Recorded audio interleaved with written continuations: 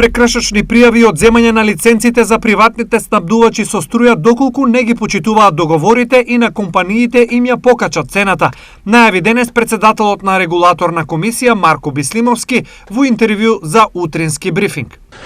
Овие си го коригираат своето однесување, ќе започнеме прекршочни постапки и таму каде што нема да се решени со овие прекршочни постапки, регулаторната комисија за енергетика ќе започне постапки за одземање на лиценци.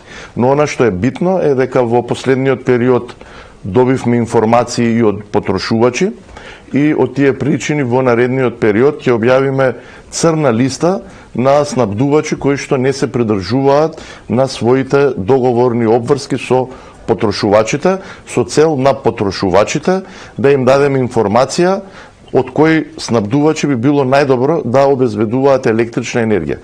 Изјавата на Бислимовски доаѓа откако некои снабдувачи со струја почнаа со раскинување на договорите за снабдување со струја или побараа 100% поскапување поради покачената цена на светските берзи.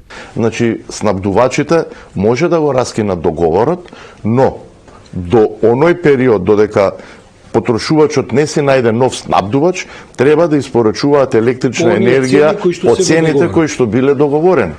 Бислимовски уверува дека цената на домакинствата е стабилна и е гарантирана од страна на комисијата.